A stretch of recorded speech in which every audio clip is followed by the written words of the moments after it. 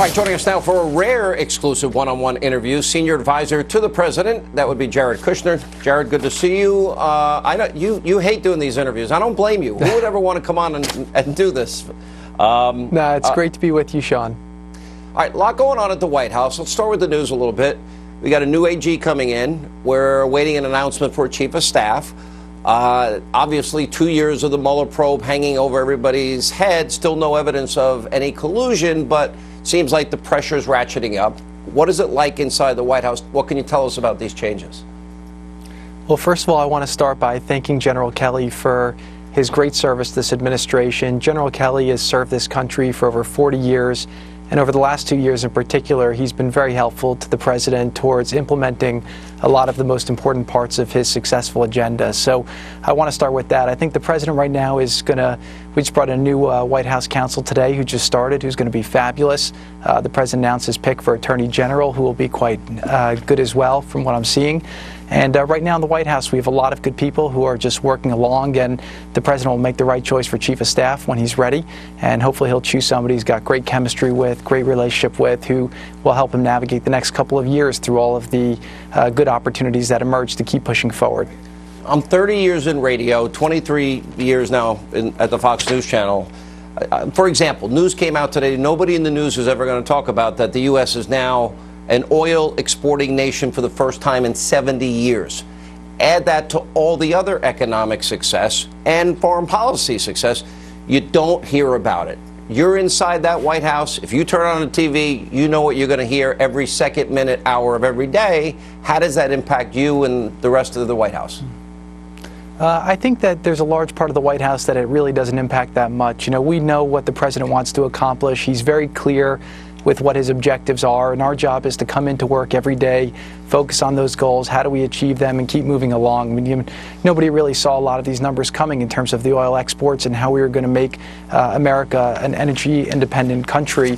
But we've accomplished that, and that's been through a lot of great work of a lot of the cabinet secretaries, but really the leadership of the president to make that happen. So, again, there's a lot of stories that get a lot of attention in the news, but we have a lot of phenomenal people in the White House and in the administration who show up to work every day, ignoring the noise that's out there and just focusing on how do we accomplish the objectives of the president, which is to make our country more prosperous, increase wages for people, create more jobs, and keep people safe. Okay, one of the issues, you work on specific issues. I'll ask you about the Middle East. I know you've been working on those issues, but I want to get into the issue of prison reform. I think one of the greatest moments in the president's history, he commutes the sentence of a woman by the name of Alice Marie Johnson. I actually had a chance to interview her. And we have this video of her after, 20 years in jail, one drug offense, it was serious, one, and she comes out, and I'll never forget what she said. She says, "Thank you, America. Thank you, Mr. President. Mr. President, you won't regret giving me a second chance." And there's a big prison reform bill, and I know you're spearheading it in terms of the White House. I know there's been reluctance and resistance, especially Mitch McConnell in the Senate and others.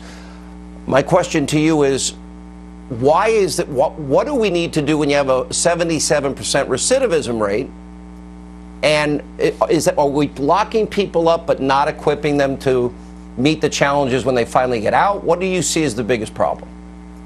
Right, so this bill will accomplish a lot to make our communities safer. The recidivism rate that we have is way too high, and not doing anything about that is irresponsible, and we're allowing people to go back to our communities who we can help. And there's a lot of programs based in red states that we've really modeled this off of, so we know that this works, and we've been able to build a very strong bipartisan coalition under the president's leadership to come up with a bill that we think can really solve a lot of those problems. And what it is going into the prisons and giving job training, vocational training, mentorship, mental health treatment, drug addiction treatment to people who are coming out, who are nonviolent offenders, and figuring out how, when they leave prison, they have a better chance of getting a job and re-entering society in a productive manner than going back to a life of crime.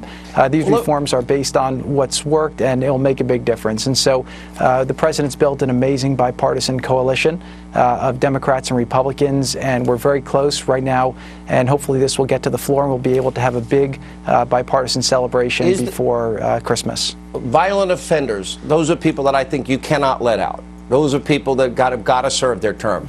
But on the other hand, I do think that there has been disproportionate sentencing, especially on, for example, the crack versus powder cocaine issue. I think that's been proven over and over again. I would love to see the president, and I don't know if this is part of the package, transform the power of the pardon. Put up committees, find those people that we really believe have a very low chance of recidivism, one-time offenders like Alice Marie Johnson, and find them all and give them another chance with certain conditions, perhaps. Right. Well, this bill does do part of that, which is what it does is it ranks all the different inmates who are in our federal prison system on their likelihood of committing a crime in the future, and then allows us to put the focus on the nonviolent people who have a low risk. Like somebody like Alice Marie Johnson, that case was a grave misjustice, and the president did a great job towards righting that wrong. That case really touched his heart, and that was something where he realized that there was no reason for taxpayers to be paying to house somebody like Alice when she could be out in society, being a good role model for others, and taking the mistakes that she made and figuring out how to show other people not to make those same mistakes. Look, we have a great criminal justice system in this country. It's the best in the world, but it's still far from perfect, and this bill will do a lot to correct some racial disparities that we have in our system. Can we save money? Can we save the taxpayers' money in the process? Yeah, absolutely. You know, we're putting too much money towards warehousing people who we don't need to be warehousing. That money instead should be going to law enforcement on the front lines to keep our communities safe. And if we do this right, as we've seen in a lot of these Republican states, we've been able to reduce crime and also reduce cost, which is why this is something that's good. And again, this is a policy that we've been able to bring a lot of very smart people together. We've got a great coalition. And the reason we've been able to do that is because it's a data-driven model, and it's based on things that work and have worked before.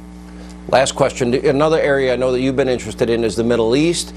You've been on a number of trips. You've been to Jordan, Egypt, Israel, Saudi Arabia. You have talked to all these people. It seems like there's a moment where there is a new alliance or coalition emerging against Iranian hegemony and a potentially nuclear-armed Iran.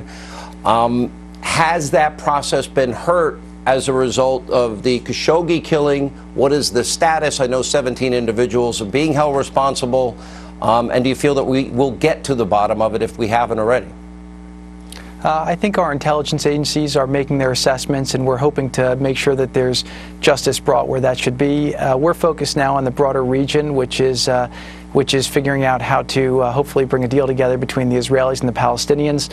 That conflict has gone on for way too long. The president's been very focused on trying to bring all the different parties together, and we're hopeful in the next couple of months we'll put out our plan, which, again, not every side is going to love, but there's enough in it and enough reasons why people should take it and move forward. And this plan will keep the Israeli people safe, give them a good future, but also give a real opportunity and hope for the Palestinian people so that they can live much better lives. I've been saying a lot that you shouldn't be hijacking your children's future because of your grandparents' conflict, and this is a conflict that's been going on for way too long, and the way that people are living in Gaza and in the West Bank right now is not acceptable, and there's a lot we can be doing to improve their quality of life, but it comes with resolving some of these core issues. And it's not just the Israelis that want it, it's not just the Palestinian people who want it, it's all the people I speak to throughout the entire Middle East who'd like to see this issue resolved so that they can start focusing on a brighter future.